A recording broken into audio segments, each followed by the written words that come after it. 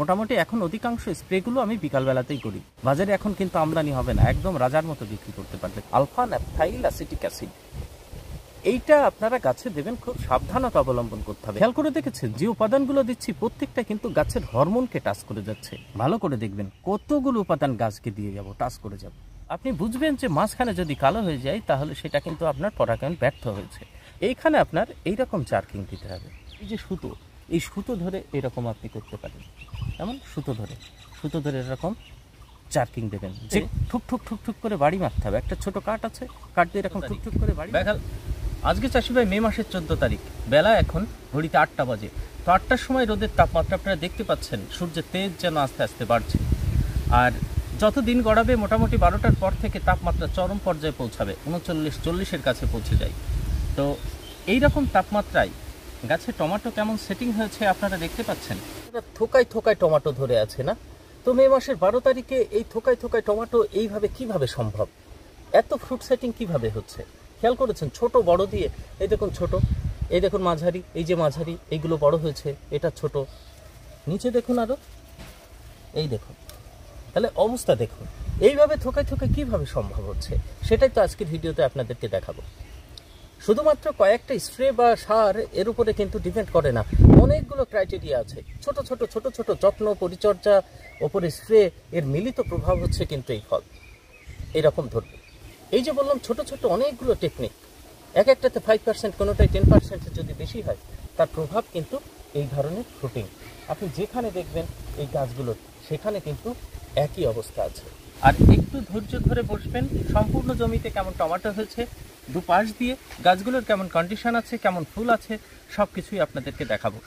দেখুন ওপরে তো স্প্রে আমাদের করতেই হবে, স্প্রের সাথে সাথে কিছু এক্সট্রা পরিচর্যা। ভিডিওর শেষে আপনাদের একটা টেকনিক দেখাবো, যেটা আপনি করবেন 10% হলেও আপনি ফলন বেশি পাবেন। এখানে দেখুন অধিক ফলের ভারে সুতো থেকে মানে বাধাই করা ছিল, সেটা ছিঁড়ে গেছে। আর মানে বিশ্বাস করতেও কষ্ট হবে যে এত গরমে এত সুন্দর সেটিং দেখতে পাচ্ছেন। পাতার ভিতরে দেখুন, খেয়াল করুন, এই ডালটার দিকে লক্ষ্য রাখুন।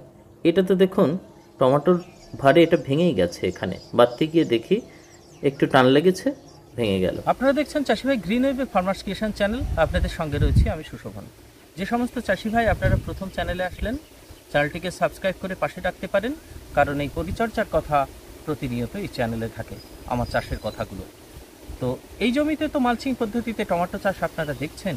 এটা প্রথমে মাটি তৈরি আপনাদের ভিডিও দিয়েছিলাম, চারা রোপণ ভিডিও দিয়েছিলাম, আস্তে আস্তে পরিচর্যার কথা ব্যাকে গেলেই দেখতে পাবেন।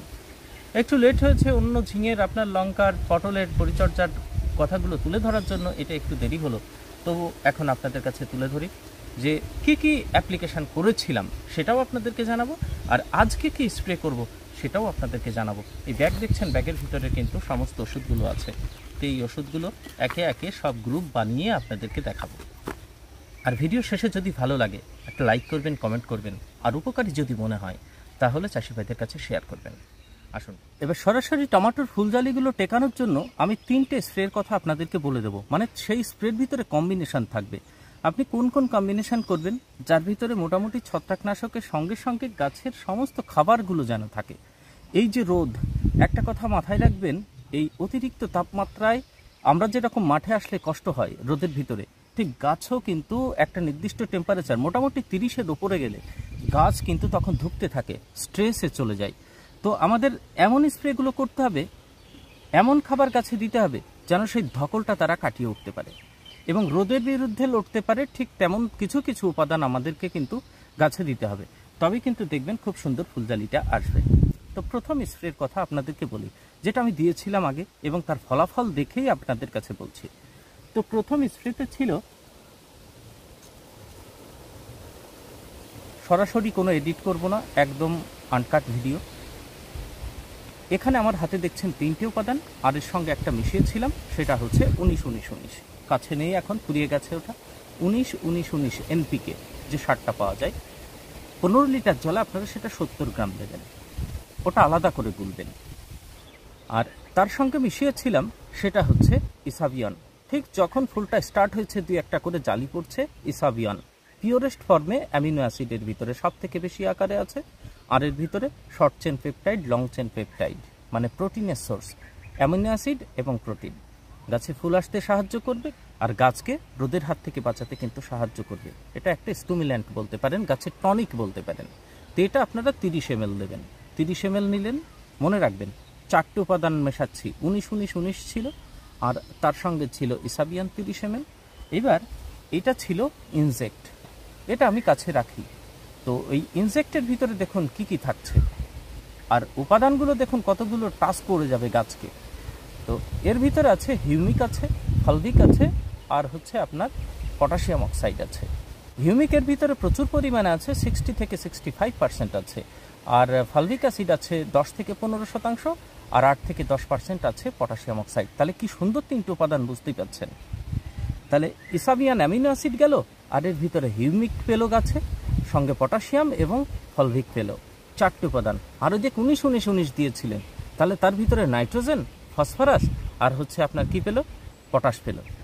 এই আর এর সঙ্গে মিশিয়েছিলাম হচ্ছে ফ্যান্টাক প্লাস, একদম কম পরিমাণে 5 ml করে 15 লিটার জলে দিয়েছিলাম। এই ফ্যান্টাক প্লাস গাছে ফুল আনতে এবং চালি টেকাতে কিন্তু সাহায্য করে। এটা হচ্ছে আপনার করমণ্ডলের পেটেন্ট প্রোডাক্ট, একদম পরিমার্কা। এটা আপনারা 5 ml করে দেবেন। আর এই স্প্রেগুলো করেছিলাম আমি একদম বিকালবেলা। মোটামুটি এখন অধিকাংশ স্প্রেগুলো আমি বিকালবেলাতেই করি, তাপমাত্রাটা কম থাকে, 4টের দিকে স্প্রে করি গাছে। তাহলে এই 4টে উপাদান দিয়ে প্রথম আপনারা মিশ্রণ তৈরি করুন, দিয়ে গাছে মিশিয়ে দিতে পারেন। এবার মনে করেন যে ফাঙ্গিসাইড, গাছে এই মুহূর্তে ফাঙ্গাস তেমন লাগে না, মোটামুটি 10 থেকে 12 দিন অন্তর দিলে কিন্তু যথেষ্ট। আর এক একটা স্প্রে আমি 8 থেকে 10 দিনের ভিতরেই কিন্তু করছি। তো সেই স্প্রেতে প্রথমে আপনারা অ্যান্ট্রাকল দিতে পারেন। অ্যান্ট্রাকল আমি দিয়েছিলাম, এটা 30 গ্রাম করে আপনারা দেবেন অ্যান্ট্রাকল। তো এই প্রত্যেকটা উপাদান মেশাতে পারবেন, কোনো চিন্তা নেই, মিশিয়ে গাছে স্প্রে করবেন। আর এই হিউমিকটা বলে দিই, এইটা হচ্ছে এই যে ইনজেক্ট, এইটা আপনারা 10 থেকে 15 গ্রাম দেবেন, একটু কালো কালারের হয়। তো এই হলো প্রথম উপাদানটা, রাখলাম এখানে। এবার চলে আসবো, অল্প একটু ধৈর্য ধরবেন। এখন আমি এই অবস্থায় গাছে কি স্প্রে করব। এখনও তো উপরে প্রচুর পরিমাণে ফুল আছে, আর সেই ফুল থেকে এখনও যদি আমি জালি টেকাতে পারি, তাহলে নিচের এই যে এই ধরনগুলো, উপরেরগুলো আমার বহুদিন পর্যন্ত টমেটো বিক্রি করতে পারবো এবং দামে বিক্রি করতে পারবো। বাজারে এখন কিন্তু আমদানি হবে না, একদম রাজার মতো বিক্রি করতে পারবেন, নেওয়ার সাথে সাথে বিক্রি হবে, ডিমান্ডই আলাদা বাজারে। তো যাই হোক, এবার দ্বিতীয় স্প্রের কথা। এবার 8 দিন বা 10 দিন গেল, এবার দ্বিতীয় স্প্রেতে আপনি আসবেন। সেখানে দেখুন দ্বিতীয় স্প্রেতে অবশ্যই আপনি ক্যাসবো দেবেন, বারবার বলি এই ক্যাসবোটা রাখতে, এবং অনেক চাষি ভাইটা ব্যবহার করছেন, রেজাল্ট কিন্তু খুব ভালো। ফর্টিফাইড ক্যালসিয়াম সাসপেনশন, এর ভিতরে ক্যালসিয়াম আছে 21%, বোরন আছে 0.5%, আর জিঙ্ক আছে 1.5%। দারুণ একটা কম্বিনেশন, একদম সুন্দরভাবে তৈরি করে দেওয়া আছে। ঘনত্ব বিরাট, এটা 450 ওজন, এই 250 ml কিন্তু ওজন 450, ভীষণ ওজন, কারণ ক্যালসিয়াম আছে, গাঢ় আকারে দেওয়া আছে। এই জন্য আপনারা এটা দেবেন 25 ml, 30 ml, 25 বা 30, 15 লিটার চলে, এফএমসি কোম্পানির ক্যাসবো, কেমন। আর এর সঙ্গে যেটা দিচ্ছি, সেই সময় গাছে প্রথম আপনি প্লানোফিক্স দিতে আসবেন। এই যে প্লানোফিক্স, এটা বায়ার কোম্পানির। টমেটোতে এই প্লানোফিক্স আপনাদেরকে দিতেই হবে। দেখুন এর টেকনিক্যাল হচ্ছে একটা hormone, alpha naphthyl acetic acid. এইটা আপনারা গাছে দেবেন, খুব সাবধানতা অবলম্বন করতে হবে। একেতে প্রচুর তাপমাত্রা, মাটিতে আপনার রস কিন্তু রাখতে হবে। যেদিন জল দিচ্ছেন তার 2 দিন বাদে কিন্তু এটা দেবেন। মাটিতে একদম ভেজা থাকবে, রস থাকবে, তারপরেই দেবেন। আর দিয়ে 2 দিন জমিতে আসবেন না, কারণ দেওয়ার পর পাতাগুলো দেখবেন নুইয়ে পড়বে। অবশ্যই কিন্তু এটা দেওয়ার সময় বিকালবেলাতেই আপনারা দেবেন, মোটামুটি 5টার দিকে দেবেন, তাহলে সব থেকে ভালো হবে। তাহলে কি হলো, এফএমসির ক্যাসবো, প্লানোফিক্স, এই 2 দিন দিয়ে কিছুদিন আবার ওয়েট করুন। এক্ষেত্রে ফাঙ্গিসাইড গাছে যদি পাতায় ফাঙ্গাস না লাগে দেওয়ার দরকার নেই, শুধু এই 2 দিন গেল। দ্বিতীয় স্প্রে গেল। এবার মাঝে তৃতীয় আর একটা স্প্রে, সেক্ষেত্রে আপনারা দিতে পারেন এই যে হ্যালোম্যাক্স, এটা আমি দিয়েছিলাম। এই হ্যালোম্যাক্স আমি 30 ml করে দিয়েছিলাম। এর ভিতরে আপনার অনেকগুলো উপাদান ছিল, zinc, boron, amino acid, molybdenum, sulphur, magnesium, humic acid, auxin আর জিব্বেরেলিক অ্যাসিড। খেয়াল করে দেখেছেন যে উপাদানগুলো দিচ্ছি প্রত্যেকটা কিন্তু গাছের হরমোনকে টাচ করে যাচ্ছে। এর ভিতরে অক্সিন আছে, আবার জিব্বেরেলিক অ্যাসিড আছে। জিব্বেরেলিক অ্যাসিড গাছকে উপরের দিকে এই গরমে উপরে বাড়তে সাহায্য করবে, মানে গাছের গ্রোথ বন্ধ হবে না, আর অক্সিন ফুলজালিকে টেকাতে সাহায্য করবে। সেজন্য এটা 30 ml করে আমি দিয়েছিলাম। এখানে আপনার একটা ভালো ফাঙ্গিসাইড এবার এর সঙ্গে অ্যাড করতে হবে। সেটা হচ্ছে অ্যামিস্টার টপ। আমি একবার গাছে অ্যামিস্টার টপ দিয়েছি। তাহলে এর সঙ্গে আপনি অ্যামিস্টার টপ মেশালেন। কীটনাশকের কথা এখনও বলা হয়নি। তো কীটনাশক হিসাবে টমেটো গাছে সবথেকে ভালো হবে এভাম্যাক্টিন আর এমাম্যাক্টিন। ঠিক আছে, এবা আর ইমাম্যাক্টিন, এবিসি এভাম্যাক্টিন 1.9% ইসি কৃষি রসায়নের। আপনারা গ্রেস কোম্পানিরটা পেতে পারেন, গ্রেসের বায়ো এম পাওয়ার বলে যেটা আছে সেটা নিতে পারেন। আর ম্যাগনাম, বায়োডোজ ম্যাগনাম বলে গ্রেসের যেটা আছে, এটাতে ইমাম্যাক্টিন বেনজোয়েট 1.9% ইসি আছে। 15 ml করে টমেটো গাছে দেবেন, খুব সুন্দর কাজ পাবেন। আর একবার মাকড়ের জন্য আপনারা গাছে ওবেরন, টোটাল লাইফ সাইকেলে একবার ওবেরন দেবেন। আর এটা আপনারা দেবেন, এটা বললাম। তো এই ছিল হচ্ছে তৃতীয় কম্বিনেশন। এবার আজকে আমি যেটা দিতে আসবো এই গাছে, এখন রোদ উঠে গেছে, এখন আর দেবো না, এই বিকালের দিকে আসবো, সেটা আপনাদেরকে দেখাই। ভালো করে দেখবেন কতগুলো উপাদান গাছকে দিয়ে যাব, টাচ করে যাব। এই সময় টমেটো আমি বাজারে বিক্রি করব, কারোর থাকবে না, আমার থাকবে। তো সেক্ষেত্রে আমার পরিচর্যাটা কিন্তু করতেই হবে। আর পরিচর্যা তেমন কিছু নয়, আমি তো 8 দিন 10 দিন অন্তর অন্তর করছি, কিন্তু গাছকে আপনাকে সেটা দিতে হবে, গাছের চাহিদা অনুসারেই দিতে হবে এই তাপমাত্রায়। তাহলে খেয়াল করে দেখুন, প্রথম হচ্ছে খাবার। এই যে খাবারের কথা বারবার বলছি কেন, গাছের এই মুহূর্তে মাটিতে যেরকম খাবার লাগবে উপরেও কিন্তু খাবার লাগবে, কারণ ফুল জালি পড়ছে, প্রচুর পরিমাণে জালি পড়বে, ফুল আসছে, টমেটোগুলো বড় হচ্ছে, গাছে প্রচুর শক্তির দরকার। উপর দিক থেকে আবার অতিরিক্ত তাপমাত্রা, গাছে একটু ধকল আসলেই ফুলজালি সব ছড়িয়ে দেবে। আর গাছ আবার স্বাভাবিক অবস্থায় আসতে আসতে মিনিমাম 15 দিন লাগবে। অর্থাৎ নিয়মিত পরিচর্যার ভিতরে রাখবেন। আপনি যদি মনে করেন আমি সেচ দিতে একটু দেরি হচ্ছে, 2 দিন বাদে দিই, বাস আপনি মনে করলেন 15 দিন পিছিয়ে গেলেন, ওই যে ফুলজালি ঝরা ধরবে, আপনার ফুলজালি আর দাঁড় করাতে পারবেন না। গাছকে মানে নেগেটিভে যেন রান না করে, গাছকে সবসময় পজিটিভের দিকে নিয়ে যেতে হবে, পর্যবেক্ষণে রাখতে হবে। তাহলে এইটা হচ্ছে দেখতে পাচ্ছেন টাটা কোম্পানির উপহার আরডিএস। টাটা কোম্পানির উপহার আরডিএস। এর ভিতরে উপাদানগুলো দেখুন কত সুন্দর উপাদান আছে। এর ভিতরেও দেখুন এবার হিউমিক আছে। আমি আলাদা করে তাহলে ইনজেক্ট দিচ্ছি না, এটা দিয়েছিলাম দেখুন প্রথমের দিকে না। এইবার তাহলে এবার দিচ্ছি, এর ভিতরে 30% আপনার আছে, 39% আছে হিউমিক অ্যাসিড। তাহলে 39% হিউমিক অ্যাসিড গেল। অ্যামিনো অ্যাসিড, এই রোদের ভিতরে গাছে প্রচুর পরিমাণে অ্যামিনো অ্যাসিড দরকার হয়, মাঝে মাঝেই অ্যামিনো অ্যাসিড দিতে হয়। দেখুন অ্যামিনো অ্যাসিডের জন্য আগে ইসাবিয়ান দিয়েছিলাম, ঠিক না? তো আবার আমরা অ্যামিনো অ্যাসিড দিচ্ছি, এর ভিতরে আছে অ্যামিনো অ্যাসিড, সেটা হচ্ছে আপনার 9% আছে অ্যামিনো অ্যাসিড। আর একটা হচ্ছে সামুদ্রিক শৈবাল দেওয়া আছে, কেল্প, সামুদ্রিক যে কেল্প থাকে সেই কেল্প নির্যাস আছে, এটা 25%, যেটা উৎসেচক রূপে কাজ করে, এটা আপনারা দিচ্ছেন। এই 3টা হচ্ছে মূল উপাদান। বাদ বাকি কিছু ভিটামিন আছে।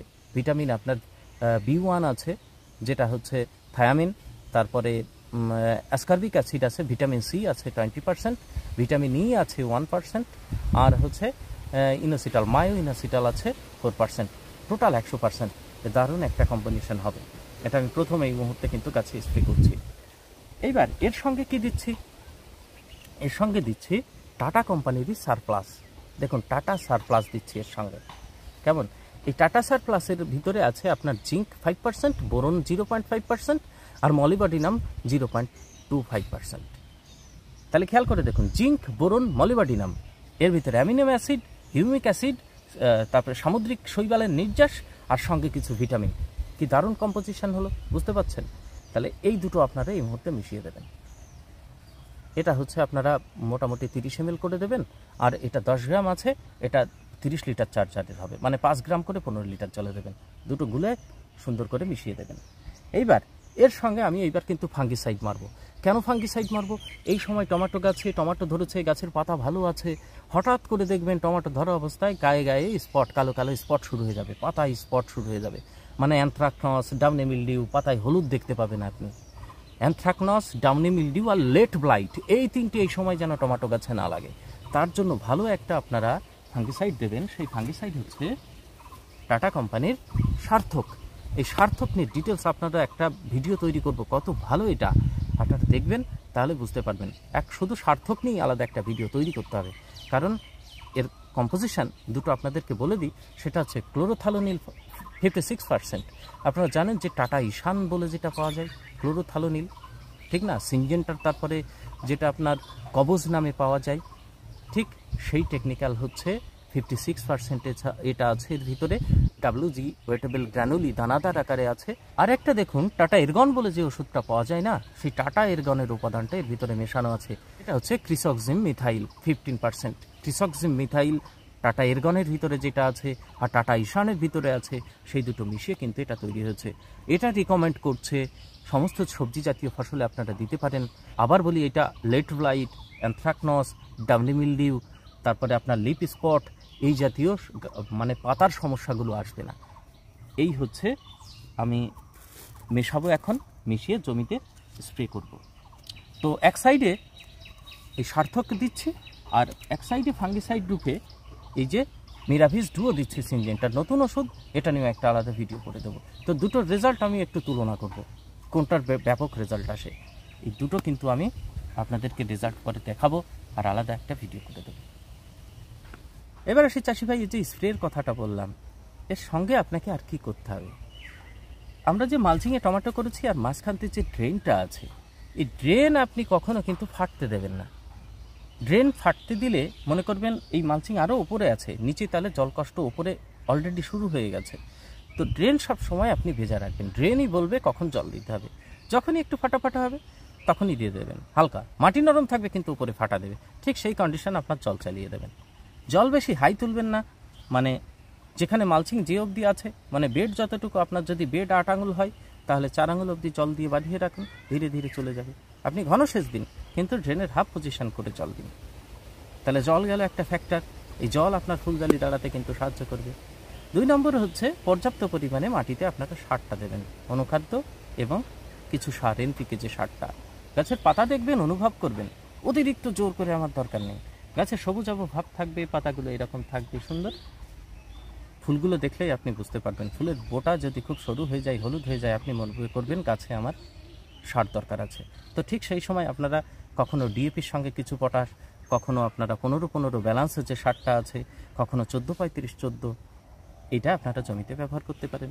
সেখানে আমি বলবো যে 10 দিন অন্তর অন্তর আপনার জমিতে সারটা রোটেট করুন। অল্প দিন কিন্তু 10 দিনে অন্তর অন্তর দিন।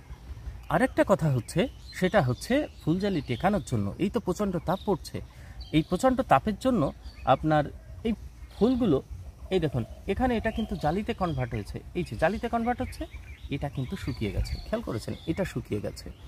তো যে নতুন ফুলগুলো আছে, এই যে এটা এখনও কিন্তু পরাগায়ন কমপ্লিট হবে আজকে। তো আপনি বুঝবেন যে মাঝখানে যদি কালো হয়ে যায় তাহলে সেটা কিন্তু আপনার পরাগায়ন ব্যর্থ হয়েছে। আর এই পরাগায়ন ব্যর্থ হয় অতিরিক্ত তাপমাত্রার জন্য।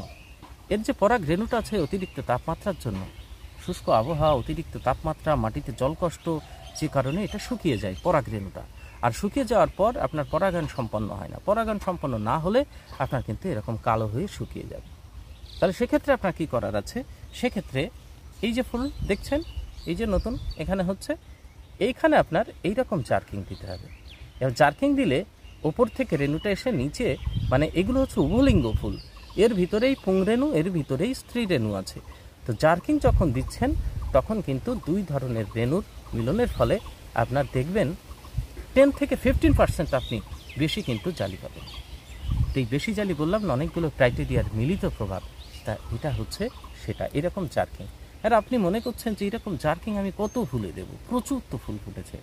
সেক্ষেত্রে দেখুন চিকন চিকন পাটকাঠি নেবেন, 4-5টা পাটকাঠি নেবেন হাতে, গোড়া ধরবেন, মাথা তো ছড়িয়ে থাকবে। এবার বিকালবেলা ওই ফুল দেখে দেখে ওর উপরে এরকম জার্কিং করতে করতে থাকবেন। এই দেখুন, দেখেছেন এখানে দেখুন সমস্ত কিন্তু একটা, এই দেখুন এটা 2টো এখানে আজকে ফুটছে, যাই হোক 3-4টে এখানে দাঁড়িয়ে যাবে নিচে এত টমেটোর পরেও, এখানে এরকম জার্কিং দিয়ে যাবে। আর পাটকাঠিটা যখন ধরছেন, আপনি হাঁটছেন, আপনার থেকে 3-4 হাত দূরে কিন্তু পাটকাঠির মাথাগুলো আছে, সেইগুলো ফুলের উপরে এরকম করে ফেলতে ফেলতে বাড়ি দিতে দিতে চলে যাবেন। তারপর আর একটা বিষয় আছে, এই যে সুতো, এই সুতো ধরে এরকম আপনি করতে পারেন, যেমন সুতো ধরে এরকম জার্কিং দেবেন, যে করে হোক আপনাকে জার্কিং দিতে হবে। আরও একটা বিষয় আছে, যে খুঁটোগুলো আছে, এই যে এই খুঁটোতে ঠুক ঠুক ঠুক ঠুক করে বাড়ি মারতে হবে। একটা ছোট কাঠ আছে, কাঠ দিয়ে এরকম ঠুক ঠুক করে বাড়ি মারবেন, তাহলে দেখবেন ওই সুতো কাঁপবে, সুতোর সঙ্গে সঙ্গে গাছগুলোও কাঁপবে। সেক্ষেত্রে পরাগায়ন কিন্তু খুব সুন্দর। তো যাই হোক, ভিডিওটা বড় হলেও যদি ভালো লাগে তাহলে চ্যানেলটিকে আরেকবার বলছি সাবস্ক্রাইব করবেন, চাষি ভাইদের কাছে শেয়ার করবেন, আপনাদের মতামত জানাবেন। আপনারা কীভাবে টমেটো এই রোদের ভিতরে, সমস্ত চাষি ভাইদের নিজস্ব কিছু কিছু টেকনিক থাকে, তো আপনারা কোন পন্থা অবলম্বন করছেন সেটা কমেন্ট বক্সে লিখতে পারেন। তাহলে চাষি ভাইদের উপকার হবে, যেটাতে কাজ পেয়েছেন। তাহলে আমরা সবাই মিলে কিন্তু একটা সফল চাষের লক্ষ্যমাত্রায় পৌঁছাতে পারবো। ভালো থাকবেন সবাই। সম্পূর্ণ ভিডিওটি দেখলেন তার জন্য অসংখ্য ধন্যবাদ। পরের ভিডিওতে আবার দেখা হবে আপনাদের সঙ্গে।